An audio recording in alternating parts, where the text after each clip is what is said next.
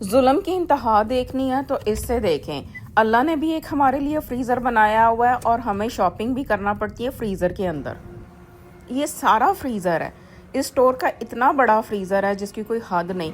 मैं तो ये देखें, ये मीट सेक्शन से अंदर गई हूँ, आगे आगे पूरा बेकरी का, अंडों का इतना बड़ा सेक्शन है। यहाँ से मैंने शॉपिंग की और मैं जम गई, और जम के जब बाहर निकली उससे ज़्यादा जम गई।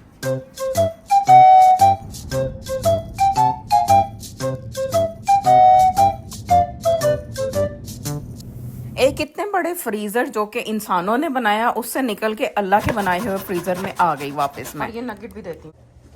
फिर उसके बाद घर आके आपको पता है, घर के काम, घरदारियाँ, और ये थी मेरी शॉपिंग। जिंदगी इसी का नाम है, चलते रहना, चलते जाओ, थकना नहीं है। और माँ का काम तो होता ही नहीं थकना, माँ तो थक ही नहीं सकती। तो इसलिए हमारा दिन तो काम से शुरू होके काम पे ख़त्म होता है। लेकिन अल्लाह का शुक्र है, कभी कभी मैं कहती हूँ कि हमारे यहाँ जो है, अल्लाह का शुक्र इस चीज़ पे अदा करना चाहिए कि हमारे किचन चल रहे हैं। यहाँ पे घर छोटे होते हैं, या अपार्टमेंट्स में जगह नहीं होती सामान रखने की, तो इस तरह से स्टोरेज की बिल्डिंग्स बनी होती हैं। यानी आप यहाँ पे एक स्टोरेज जो है रेंट करें और अपना सामान रख सकते हैं। बस अल्लाह ताला सेहत तंदुरुस्ती दे, वरना पकाता कोई नहीं थकता। अगर आपके किचन में खाने बन रहे हैं, रंगों किस्म किस्म के खाने बन रहे हैं, तो इसका मतलब है कि हमारे ऊपर शुक्र वाजिब हो जाता है कि अल्लाह ने हमें रिज़्क दिया है। लेकिन इसके साथ साथ हम इंसान हैं, थक जाते हैं, नाशुक्री भी कर लेते हैं, भूल भी जाते हैं। तो इसलिए एक दूसरे को रिमाइंडर भी देते रहना चाहिए। और मेरे पास भी वक़्त कम है और मुकाबला सख्त है। मेरी रमज़ान की तैयारी सर पे पड़ी है और मेरे व्लॉग भी जमा हुए हैं बहुत सारे, स्पेशली जो मेरे पास गेस्ट आए थे पाकिस्तान से, उसके व्लॉग, मेरी दावत के खानों के, और बहुत सारे। इस तरह से होता है कि हमारे यहाँ स्नो के दिनों में इतने सारे व्लॉग बन जाते हैं, हमारे जमा हो जाते हैं। मेरे पिछले साल भी इसी तरह हुआ। उसके बाद रमज़ान आ जाता है, रमज़ान में ये चीज़ें हम बिल्कुल बंद कर देते हैं शेयर करना, तो फिर सिर्फ रमज़ान की रूटीन बाकी रह जाती है। आज के दिन तो लगता है फ्रीज़र ही मेरी छेड़ बन गई है। एक अल्लाह का फ्रीज़र, एक स्टोर वालों का फ्रीज़र, और एक छोटा सा फ्रीज़र अंदर एंटर होते ही इन्होंने रखा हुआ था कि लो जी खरीद लो। 2 साल पहले रमज़ान में कास्को पे यहाँ पे समोसे आए थे, हमारे जो पंजाबी समोसे होते हैं। उसके बाद अगले साल इन्होंने सीख कबाब इंट्रोड्यूस करवाए, और इस दफ़ा इन्होंने चपली कबाब इंट्रोड्यूस करवाए हैं। आज मैं आप लोगों के साथ शेयर करती हूँ अपना कास्को का बिज़नेस सेंटर का एक्सपीरियंस। अब बिज़नेस सेंटर में बहुत बड़ी बड़ी पैकिंग होती है चीज़ों की, और मोस्टली यहाँ पे वैरायटी भी मैंने देखा कम थी बनिस्बत दूसरे रेगुलर स्टोर के। तो मैंने ये जो बड़े बड़े पैकेट लिए चिकन के या इस तरह से, ये इसको घर में जाके बनाना, काटना, ये भी एक मसला होता है। वरना हम ग्रोसरी स्टोर से उनको कहते हैं कि आप इस तरह की कटिंग कर दें, इस तरह की कटिंग कर दें, और वो हमें रेडी करके दे देते हैं। तो मुझे तो यूं लगा था कि कास्को का बिजनेस सेंटर जाना कोई इतना वर्थ नहीं करता फैमिली के लिए।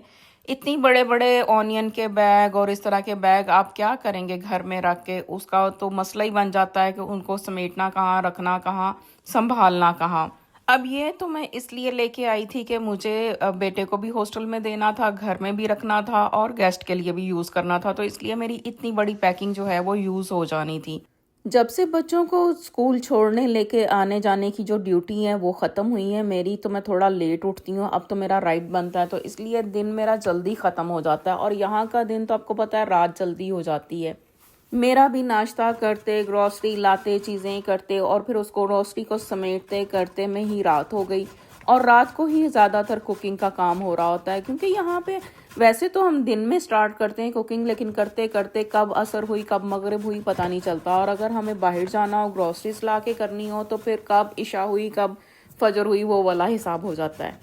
अब मैं थोड़ा सा ट्रेडिशनल वे पे आ गई हूँ। पहले मैं चॉपर यूज़ करती थी, लेकिन अब मैं बिल्कुल जैसे दादियाँ हमारी करती होती थी ना, गाजर क्रश साइडों से क्रश कर लेनी, और दरमियान में जो उसका वो येलो पार्ट होता है कील वाला, वो छोड़ देती हूँ। मुझे ये सबसे आसान तरीका लगता है। चॉपर जो होते हैं उसके इतने सारे पुर्जे होते हैं, फिर उसको धोना, रखना, सुखाना, कैबिनेट में समेटना, मुझे लगता है वो ज़्यादा काम होता है। और आजकल जो एक नया ट्रेंड चला हुआ है कि इन गाजरों को जस्ट कट करके उसका हलवा बना लेते हैं, उसको गला गुलू के, मुझे लगता है जो ओरिजिनल जायके होते हैं वो ओरिजिनल ही होते हैं।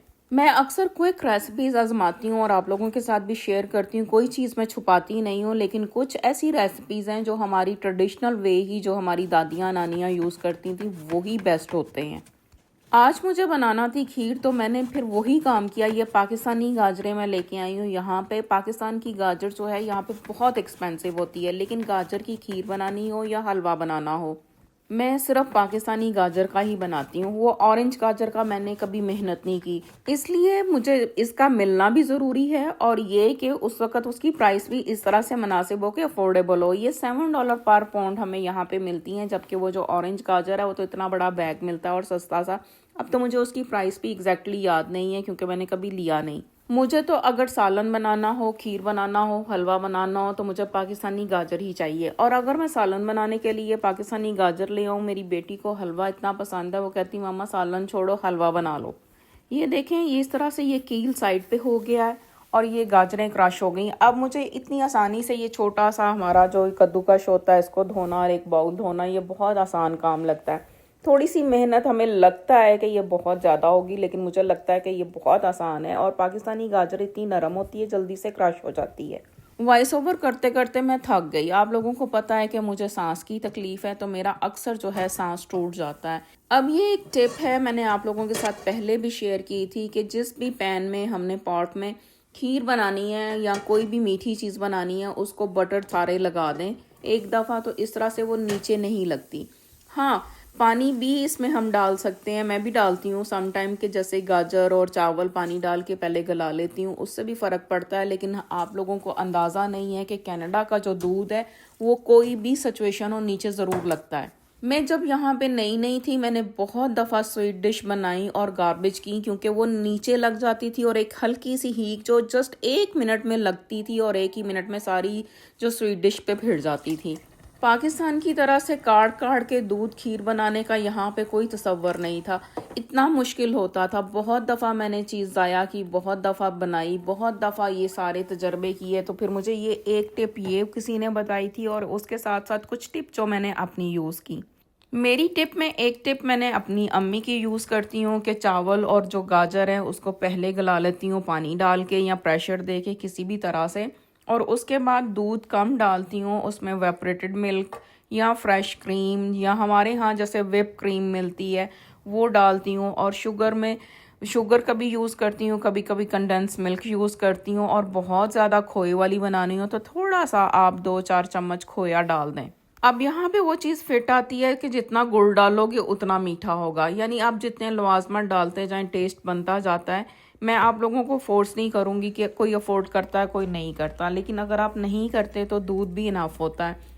और बाहर जब इतना मौसम ख़राब होता है, हमारे यहाँ हमसाए हैं, हमसायों को देने को दिल करता है, बहुत सारी चीज़ें हमारा देने को दिल करता है, लेकिन बहुत दफ़ा ऐसा होता है कि हम जो चीज़ बनाते हैं वो घर में ही पड़ी रह जाती है और वहाँ तक जा नहीं होता, क्योंकि बाहर का मौसम इतना शदीद सर्द और ख़राब होता है कि निकल के पैक हो के जा नहीं होता। और सम टाइम आप जाते हो तो आगे से आपको हमसाया घर नहीं मिलता।